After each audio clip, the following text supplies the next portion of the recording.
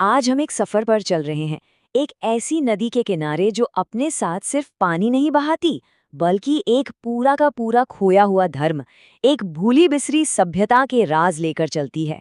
तो चलिए शुरू करते हैं ये रहस्यमय यात्रा। सोचिए, इस नदी का नाम कितना खूबसूरत है। वन की आशा, मतलब जंगल की उम्मीद।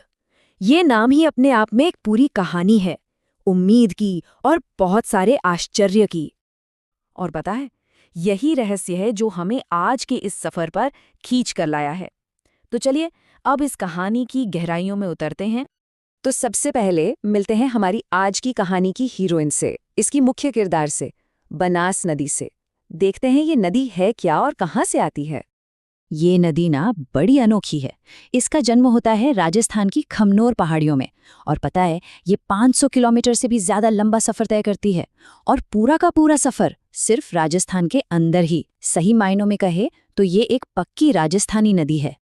तो अब जरा इसके रास्ते पर चलते हैं, देखते हैं कि ये कहाँ कहाँ से होकर गुजरती है, ताकि हम इस सफर को और करीब से महसूस कर पाए। तो ये सफर शुरू होता है राजसमंद की खमनोर पहाड़ियों से।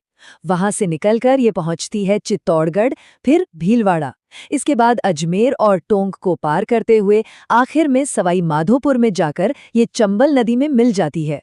मतलब इसने तो राजस्थान के दिल को चीरते हुए अपना रास्ता बनाया है और 6 अलग-अलग जिलों को एक दूसरे से जोड़ा है।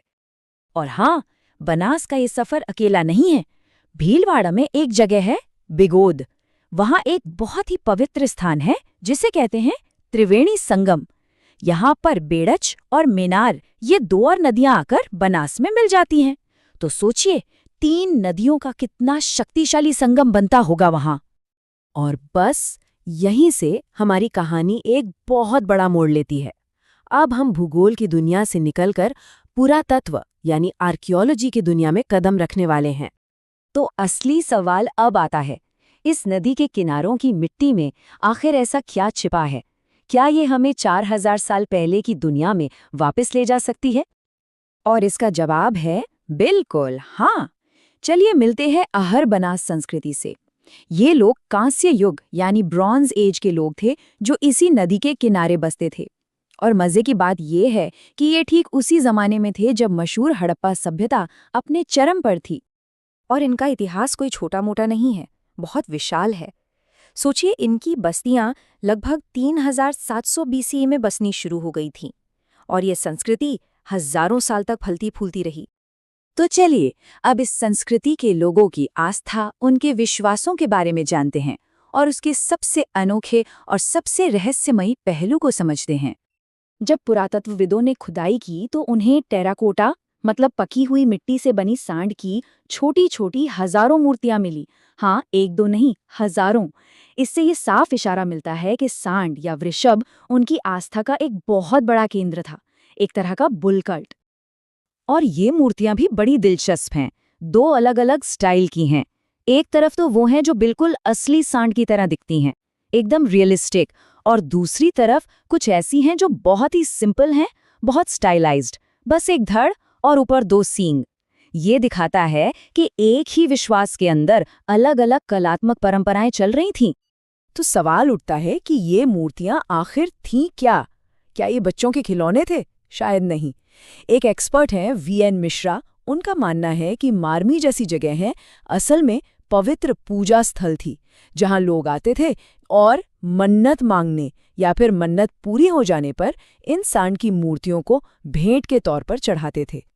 लेकिन यहाँ एक और सवाल खड़ा होता है, क्या उनकी पूरी धार्मिक दुनिया बस इसी वृषभ, इसी सांड के चारों तरफ घूमती थी? नहीं, ऐसा भी नहीं है। आहर में खुदाई के दौरान एक बहुत ही दुर्लभ और बहुत खूबसूरती से बनाई गई एक महिला की मूर्ति मिली। माना जाता है कि ये एक मात्र देवी थीं। लेकिन एक जरूरी बात यह है कि ऐसी देवियों की मूर्तियां सांड की मूर्तियों के मुकाबले में बहुत ही कम मिली हैं, और ये उनकी आस्था के स्ट्रक्चर के बारे में हमें एक जरूरी संकेत देता है। चलिए अब हम इस कहानी के आखिरी और शायद सबसे हैरान कर देने वाले हिस्से की तरफ बढ़ते हैं, और ये जुड़ा है इस प्राचीन संस्कृति की मौत से जुड़ी एक पहेली से। सोचिए, हजारों लोग सैकड़ों साल तक यहाँ रहें, तो फिर उनके शव कहाँ हैं? कहाँ हैं उनके कब्रिस्तान? हैरानी की बात है कि आज तक पुरातत्वविदों को कोई भी व्यवस्थित कब्रिस्तान नहीं मिला। हाँ, कुछ इक्का दुक्का बहुत ही दुर्लभ कंकाल जरूर मिले हैं, जैसे कि ये जो बालाथल में मिला था। और ये कोई आम खोज नहीं थी, बिल्कुल भी नहीं। जिन हालात में ये कंकाल मिले वो बहुत ही अजीब थे। पहली बात, ये किलेबंद घेरे के अंदर थे। दूसरी, इन्हें जली हुई गाय के गोबर की राख के एक बहुत बड़े ढेर के नीचे दफनाया गया था। और तो और, एक कंकाल में लेप्रोसी यानी कुष्ठ रोग का सबूत मिला, जो भारत में इसका सबसे पुराना ज्ञात मामला है। ये सब कुछ बहुत ही ज्यादा असामान्य है। इसीलिए एक्सपर्ट्स इस नतीजे पर पहुंचे हैं कि ये जो कुछ कंकाल मिले हैं, ये नियम नहीं थे, बल्कि अपवाद थे।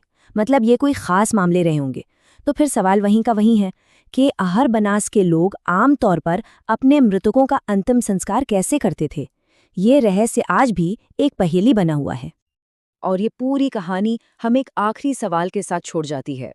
अगर एक नदी अपने अंदर एक पूरा धर्म, एक पूरी सभ्यता की पहेलियां छिपा सकती है, तो जरा सोचिए, हमारे चारों ओर, हमारे पैरों के ठीक नीचे न जाने और कितनी ऐसी खोई हुई दुनियाएं, कितनी अनकही कहानियां हैं जो बस खोजे जाने का इंतजार कर रही हैं।